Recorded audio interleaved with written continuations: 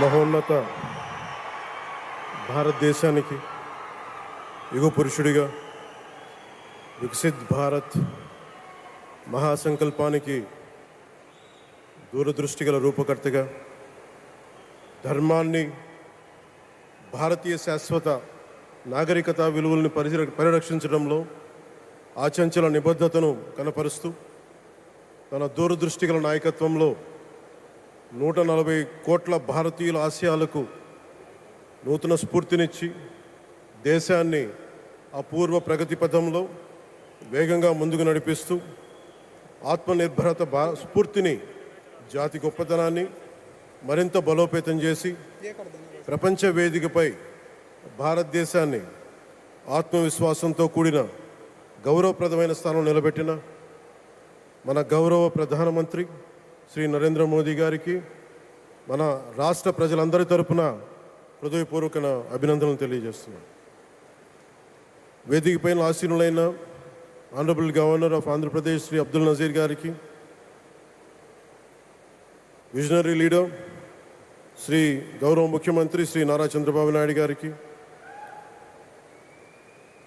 Honourable union minister civil aviation Kinjarapu Rammohan Naidu గారికి, honourable governor of Goa Shri Pusapati Ashok Gajapathi Raju గారికి, గౌరవ కేంద్ర మంత్రి వర్యులందరికీ,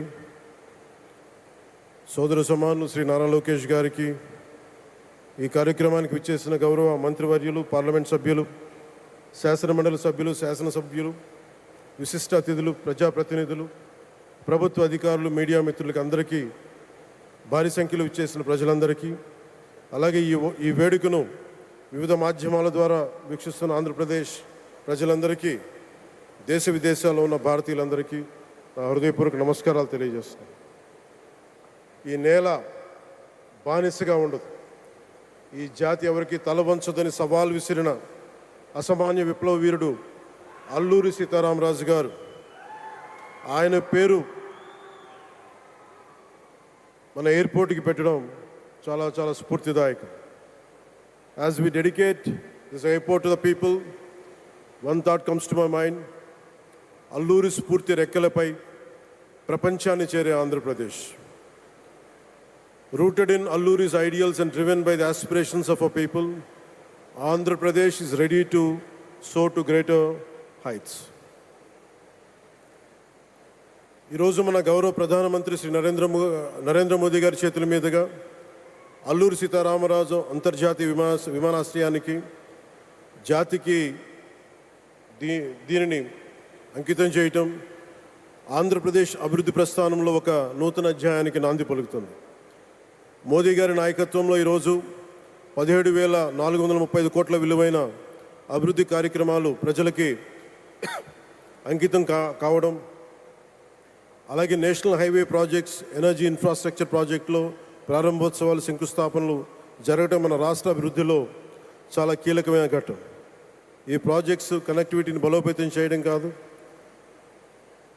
ఎనర్జీ సెక్యూరిటీని పెంచి ఇండస్ట్రియల్ గ్రోత్స్కి మరింత వేగాన్ని అందించి యువతకి ఉపాధి అవకాశాలు మెరుగుపరిచి ఆంధ్రప్రదేశ్ని మరింత వేగంగా అభివృద్ధి పదంలో ముందుకు నడిపిస్తాయి. ఒక దేశం కేవలం ప్రకటనలతో అభివృద్ధి చెందదు, ప్రజల కళల సాకారం అయ్యే మౌలిక సదుపాయాలతో అభివృద్ధి చెందుతుంది. So honourable Modiji, your vision of Viksit Bharat and Atmanirbhar Bharat is transforming the nation across every sector, from highways to railways, from ports to airports, from digital infrastructure to defense, manufacturing and renewable energy. చరిత్ర కేవలం మన నిర్మించిన కట్టడాలను మాత్రమే గుర్తుంచుకోదు, వాటి ద్వారా నిర్మితమైన భవిష్యత్తుని గుర్తుంచుకుంటుంది. ఈ విషయం మీ నాయకత్వంలో ఆంధ్రప్రదేశ్కి లభిస్తున్న అభివృద్ధిలో చాలా చాలా స్పష్టంగా కనిపిస్తాం. ఇదివరకే విశాఖపట్నంలో 2 లక్షల కోట్ల పైగా పెట్టుబడులు, అందులో ఎన్టీపీసీ గ్రీన్ హైడ్రోజన్ హబ్, జాతీయ రహదారులు, రైల్వే ప్రాజెక్టులు, అలాగే అమరావతి కోసం 50,000 కోట్ల పెట్టుబడులు, రాయలసీమ అభివృద్ధికి 13,400 కోట్ల ప్రాజెక్టులు మన రాష్ట్ర అభివృద్ధికి బలమైన పునాది వేస్తున్నాయి. South Coast railway zone at Visakhapatnam ఏర్పాటు ద్వారా ఆంధ్రప్రదేశ్ ప్రజల చిరకాల ఆకాంక్షను సాకారం చేసింది.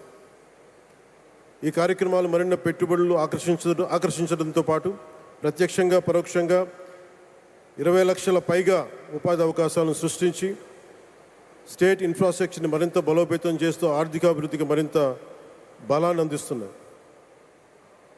అలాగే గౌరవ చంద్రబాబు నాయుడు గారి నాయకత్వంలో, ఆయన మార్గదర్శకత్వంలో, వారి నాయకత్వంలో ఆంధ్రప్రదేశ్ దేశంలోని అగ్రగామి రాష్ట్రంగా అవతరిస్తూ ఉంది. ప్రత్యేకించి ఈ విమానాశ్రయానికి అల్లూరి సీతారామరాజు గారి పేరు పెట్టడం ఆ మహావీరుడికి నివాళి మాత్రమే కాదు, ఆయన ఆశయాలను, ఆయన స్ఫూర్తిని భావితరాలకు అందించే చాలా చాలా గొప్ప నిర్ణయం. జి మల్లికార్జునరావు గారు, జిఎంఆర్, అందరూ ప్రేమగా పిలుచుకున్న జిఎంఆర్ గారు, వారు దీన్ని కట్టడం శ్రీకాకుళం జిల్లా నుంచి వచ్చి, రాజాం నుంచి వచ్చి శ్రీకాకుళం వెనుకబాటుతనానికి ఆయన కృషిని ట్రస్టుల ద్వారా అందిస్తూ ఆయన నేతృత్వంలో, ఆయన నాయకత్వంలో ఎయిర్పోర్ట్ నిర్మించడం మనందరికీ చాలా చాలా గర్వకారణం. ఈ సందర్భంగా మనందరం ఒక నిర్ణయం తీసుకోవాలి. పండ్లున్న చెట్టుకే రాళ్ళు వేస్తారంట. కష్టపడే కుటుంబ సభ్యుడు, తండ్రి కావచ్చు, పెద్ద కొడుకు కావచ్చు, అందరూ అతని మీద పడతారు. నువ్వు ఎక్కువ కష్టపడు, ఎక్కువ తిట్లు తింటావు. అలాంటిది మనం ఎలాంటి పరిస్థితుల నుంచి వచ్చాం?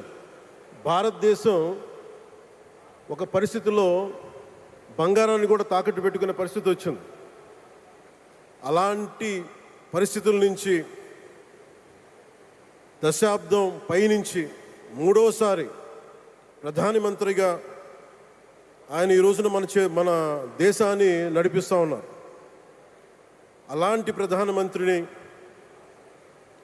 చాలామంది ఆయన మీద మాట్లాడుతూ ఉంటే, ఆయన్ని అనకూడని మాట్లాడుతూ ఉంటే నా గుండె కదిలించేసింది, నా కన్నీళ్ళు వచ్చినాయి, బాధ వచ్చింది.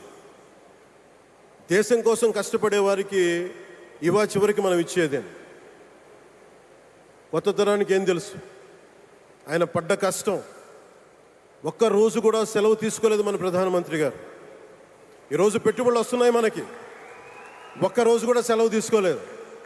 శత్రు దేశాలు, మన అభివృద్ధికి ఈర్ష్యపడే పశ్చిమ దేశాలు, వీటన్నిటినీ తట్టుకొని ఒకవైపు విదేశాల్లో ఉండే శత్రువులతో పోరాడాలి, దేశాన్ని అభివృద్ధి పదంలో తీసుకెళ్దామంటే అంతర్గత శత్రువులతో పోరాడాలి.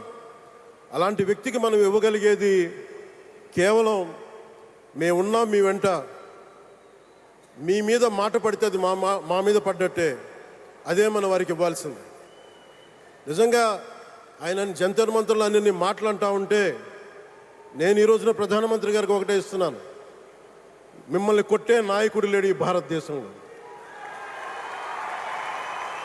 రాబోడు. కానీ మీరు పడ్డ శ్రమ, మీరు పడ్డ కష్టం ఎవరు తీసుకోలేరు. ఎన్ని బాధలు పడ్డా, ఎన్ని దెబ్బలు తిన్నా ఈరోజు మనం గర్వంగా చెప్పుకుంటున్నాం. మన ఉత్తరాంధ్రకి ఎయిర్పోర్ట్లు వచ్చినాయి, ఇన్ని లక్షల పెట్టుబడులు వచ్చింది ఆంధ్రప్రదేశ్కి. కానీ ఇవన్నీ తట్టుకొని చెయ్యాలి అంటే 144 కోట్ల తాలూకు ప్రజల ఆకాంక్షల్ని ఎంతోమంది వెనక్కి లాగుతున్నా, ఒకళ్ళు ముందుకు తీసుకెళ్లాలంటే ఎంతమంది తిడుతున్నా, విమర్శిస్తున్నా తీసుకెళ్తున్నారంటే ఒకే ఒక్క నాయకుడు ప్రధానమంత్రి శ్రీ నరేంద్ర మోదీ గారు. నేను ఎందుకు తపన పడ్డాను, నేను అలయన్స్ కోసం ఎందుకు తపన పడ్డాను, మీ నాయకత్వం మాకు కావాలి ఎందుకు తపన పడ్డానంటే, ఈరోజు ఎయిర్పోర్ట్ ఆపేశారు. ఒక చిన్నపాటి ఎర్ర బస్సు కూడా రాని చోట ఎయిర్పోర్ట్ అవసరం లేదన్న వ్యక్తులకి సమాధానం ఇదే. ఇన్ని వేల మందికి ఇన్ని వేల కోట్ల పెట్టుబడి వచ్చింది అంటే ఆశీస్సులు కావాలంటే, దేశం కోసం నిలబడే నాయకుడికి మన అండగా ఉంటే ఏం జరుగుద్ది అంటానికే ఈ భోగాపురం ఎయిర్పోర్ట్ ఈరోజు ప్రారంభోత్సవం నిలువెత్తు నిదర్శనం. ముఖ్యంగా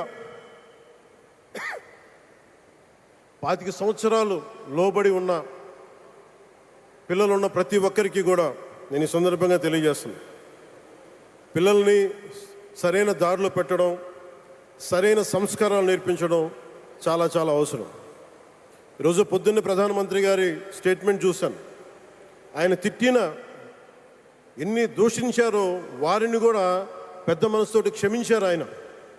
అలాంటి ప్రధానమంత్రి గారికి మీ పాదాలకు నేను నమస్కారం తెలియజేస్తున్నాను. నిజంగా మీ ఉన్నతి, మీ ఔన్నత్యం ఈరోజు చాలా చాలా స్ఫూర్తిదాయకం. భారతదేశం మీ అందరికీ కూడా, ప్రజలందరికీ కూడా, ఆంధ్రప్రదేశ్ ప్రజలందరికీ కూడా, దేశ ప్రజలందరికీ కూడా ఒక నాయకుడి కష్టాన్ని మనం వెంటనే గుర్తించలేం. ఆయన ఎంత తపన పడుతున్నారు. ఒక కుటుంబాన్ని నడపడం ఎంత కష్టపడుతున్నాం. 140 కోట్ల మంది ప్రజలు నడపడం ఎంత ఆషామాషి వ్యవహారం కాదు. ముందుకు తీసుకెళ్లే నాయకుడికి తెలుస్తుంది. అలాంటి వ్యక్తికి మనం ఏమి ఇవ్వగలం. దేశాన్ని నడిపించడం అంటే రామకార్యం లాంటిది. హనుమంతుడు లంకకు లంఘించినప్పుడు అనేక అవాంతరాలు వచ్చినాయి, అనేక అడ్డంకులు వచ్చినాయి. రామకార్యం చాలా గొప్పది. అలాగే ఈరోజు ప్రధానమంత్రి గారు దేశాన్ని ముందుకు నడిపించేది బృహత్కార్యం, అది చాలా మహాకార్యం. అది అలాంటి వ్యక్తికి మనం ఇవ్వగలిగేది, హనుమంతుడికి మనం ఏమి ఇవ్వగలం? నువ్వెంత గొప్పగా లంఘించావు, ఎంత కష్టపడ్డావు. ఏ దేవతకైనా ఇవ్వాల్సిన స్తుతే. వాళ్ళు మన నుంచి ఏమి కోరుకోరు. ఒక తల్లిదండ్రులకి మనం ఏం కోరుకోరు. అమ్మ నువ్వు మా కోసం కష్టపడ్డావు, నాన్న నువ్వు మా కోసం కష్టపడ్డావు అని. అలాగే ఈ దేశ ప్రధానికి, సెలవు తీసుకోకుండా పనిచేస్తున్న ఈ దేశ ప్రధానికి మనం ఇవ్వగలిగేది, మీరు మా కోసం ఎంత కష్టపడ్డారు, మీరు మా కోసం నిరంతరం ఎంత శ్రమ తీసుకున్నారని చెప్పడమే మనందరి కర్తవ్యం. అలాంటి గౌరవ ప్రధానమంత్రి గారికి మనస్ఫూర్తిగా మీరు అనుకున్నంత కాలం అధికారం మీరు వద్దంటే వదలాలి, కానీ అధికారం మీ చేతుల్లోనే ఉంటుంది. దానికి మేమందరం నిరంతర కృషి చేస్తామని తెలియజేసుకుంటూ, భారతమాత ముద్దుబిడ్డ మన ప్రధానమంత్రి నరేంద్ర మోదీ గారికి ధన్యవాదాలు తెలుపుకుంటూ, ఒక్కసారి ఆయనకి ఇవ్వగలిగేది భారత్ మాతకి జయజయలు చెప్పుకుంటూ సెలవు తీసుకున్నాను. భారత్ మాతాకి. గౌరవ ప్రధానమంత్రి గారికి మరోమారు ధన్యవాదాలు తెలుపుకుంటూ, మీ ఆశీస్సులు మా అందరికీ కావాలి, రాష్ట్రానికి కావాలని తెలియజేసుకుని సెలవు తీసుకున్నాను. జై భారత్ అండ్ జై హింద్.